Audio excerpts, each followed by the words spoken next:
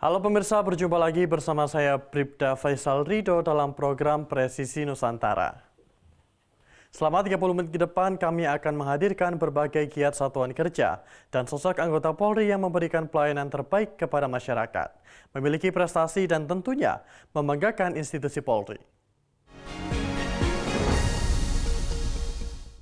Dalam Presisi Nusantara kali ini, kisah pelayanan terbaik kepada masyarakat datang dari Papua. Berjuang di bidang pendidikan dan pengembangan ekonomi masyarakat, Ibtu Imade Ambo Arjana, Paur Sikorwas, Subdit Satpam Polsus Ditbinmas Polda Bali, mendirikan rumah baca di kantor kepolisian bagi anak-anak Papua sebagai salah satu tempat untuk belajar. Selain itu, Ibtu Made Ambo juga membantu pembuatan inovasi pakan fermentasi pengembangan ternak warga hingga pelestarian budaya nokok, sagu, serta pertahankan budaya adat Papua di Jayapura.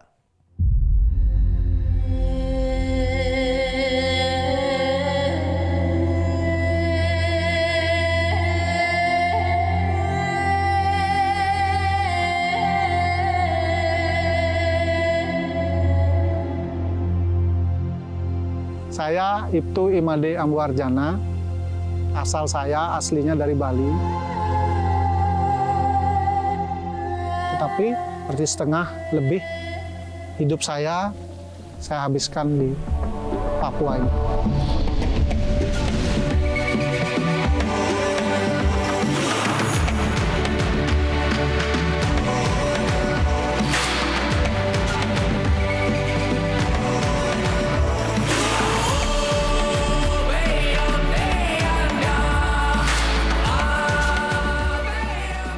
Jabatan saya sekarang yaitu di Paur Sisbinlat, Subdit Polsus Satpam di Ditbinmas Polda Papua.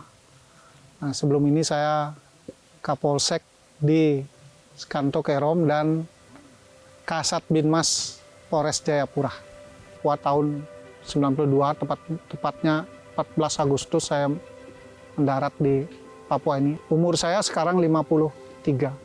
Artinya sekarang saya baru 32 tahun di Papua ini.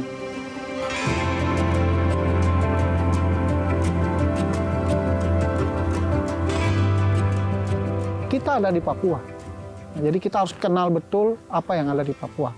Dulu waktu 90-an itu, kita di Jayapura atau di Papua pada umumnya, kita terkenal sekali punya kentang yang gede, wortel gede-gede itu. Kebiasaan-kebiasaan yang dulu kita lakukan untuk mencari nafkah dan segala macam, sekarang sedikit agak bergeser.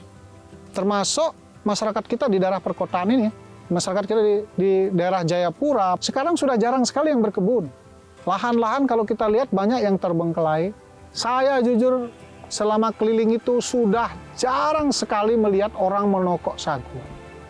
Sehingga begitu saya tugas Kapolsek di Depapre 2021, saya ngelihat mama-mama yang meramah sagu itu, saya langsung ikut, mama ini nokoknya di mana? Sambil ngikut meramah sagu sambil cerita di situ. Beliau cerita, anak ini sudah tidak ada lagi menokok sagu, katong sudah pakai mesin semua. Dari sinilah saya termotivasi untuk mengajak masyarakat melalui anak-anak kita di polisi ini, ayo kita kembali ke kebiasaan-kebiasaan bagus yang dulu pernah ditinggalkan oleh pendahulu-pendahulu kita. Kenapa kita perlu? Karena mungkin tidak semua tempat di Papua ini ada alat-alat teknologi yang seperti ini. Artinya, suatu saat kalau dia berada di suatu daerah, kalau dia tidak ketemu alat itu, dia tidak batal untuk pendekatan masyarakat, tapi dia melakukan apa yang bisa dia lakukan, seperti menokok tadi itu. Jadi tetap kita perkenalkan menokok sagunya.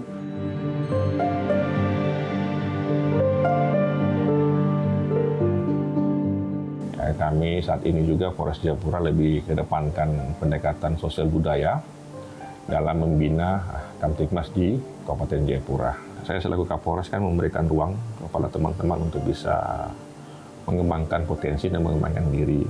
Karena potensi kita di sini banyak sagu, kebetulan Pak Ambo itu juga seorang yang inovasi dan kreatif, sehingga dia melihat ada potensi-potensi apa yang bisa dikembangkan. Ya kebetulan ketika manakala bertugas sebagai Kapolsek, dia melihat di wilayahnya dia ada sagu, yaitu dia bantu untuk mensupport, mendukung itu. Sehingga pemanfaatan sagu itu lebih efisien dan juga bisa menambah ekonomi masyarakat sendiri.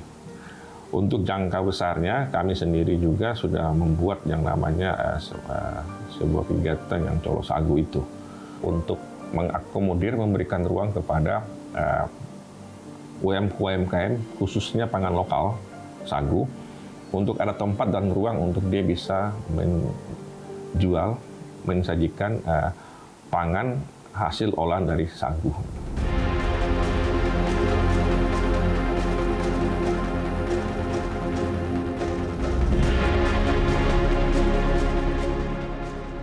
Kita bisa lebih dekat, benar-benar secara real kita dekat dengan masyarakat. Bukan cuma kita ngelihat nilai kegiatannya, tetapi juga di sana ada proses interaksi. Ada masalah-masalah apa di masyarakat. Di situ sambil kita cerita, ada kedekatan secara psikologis.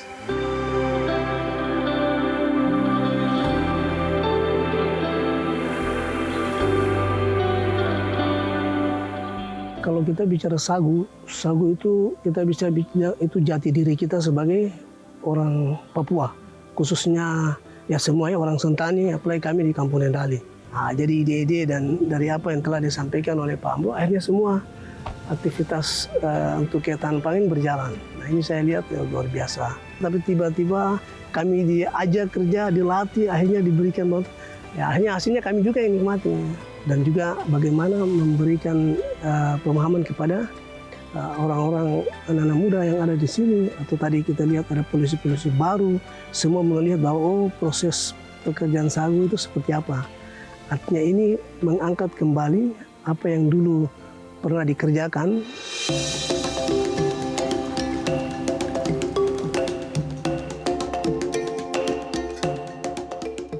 Saya asal dari Sentani, putri asli Papua.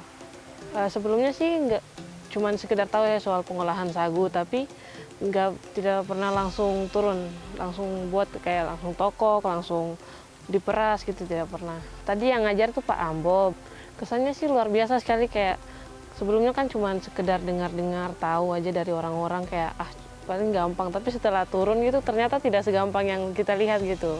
Jadi kayak luar biasa sekali pengalaman kali ini, jadi menambah wawasan juga tentang budaya sendiri gitu. Selain belajar pengolahan sagu, Pak Ambo juga mengajari kita untuk lebih berbaur dengan masyarakat, lebih berbaur lagi dengan mereka, mengetahui apa saja yang mereka lakukan, kebiasaan aktivitas mereka sehari-hari.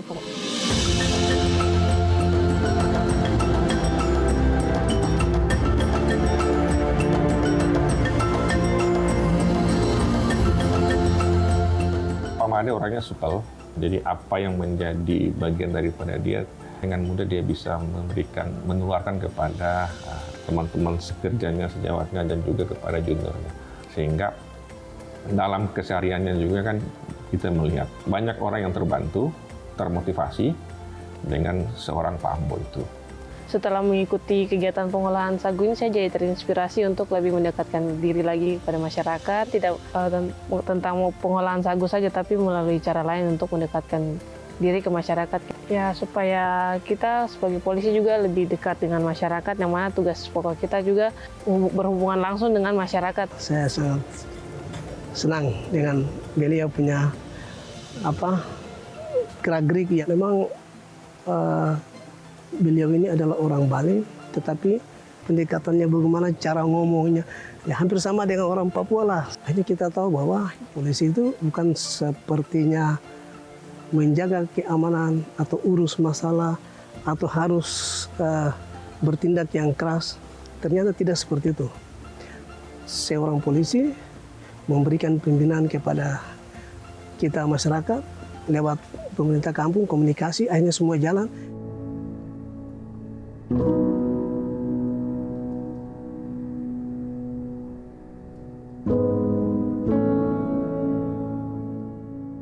Menurut kami, apa yang dilakukan oleh Pak Ambo itu sudah sangat membantu mengangkat citra Polri di tengah-tengah masyarakat. Nah, tentunya ini kita mengharapkan, saya sebenarnya harapkan juga ada Ambo-Ambo berikutnya. Jadi tidak harus kita menunggu petunjuk, menunggu perintah, menunggu arahan. Ketika ada ruang yang kita bisa pakai untuk memberdayakan masyarakat, ya langsung dieksekusi, tidak lagi menunggu.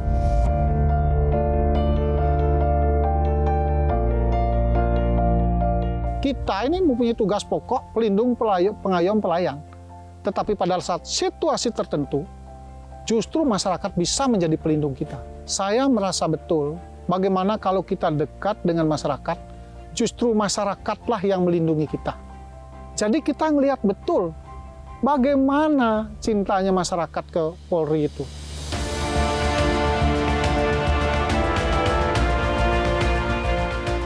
Inilah yang kita pingin, bahwa anak-anak muda kita, polisi-polisi muda kita punya wawasan seperti itu. Mereka harus bermanfaat bagi masyarakat. Kenapa?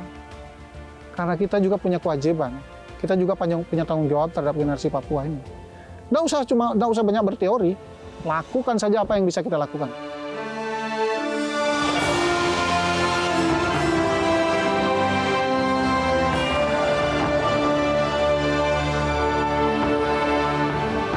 Saya mungkin bukan orang yang punya tabungan, mungkin bukan orang yang punya mobil mewah, ya, atau punya rumah yang besar. Tidak. Tetapi tanpa itu pun kita harus berguna bagi masyarakat, dimanapun kita tinggal, dengan apapun yang ada pada kita. Kebahagiaan tertinggi adalah bisa membuat orang lain bahagia.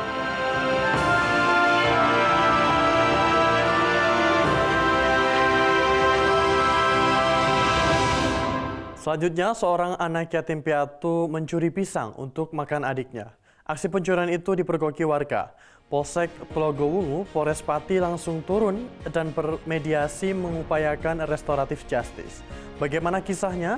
Jangan kemana-mana, Presisi Nusantara akan segera kembali.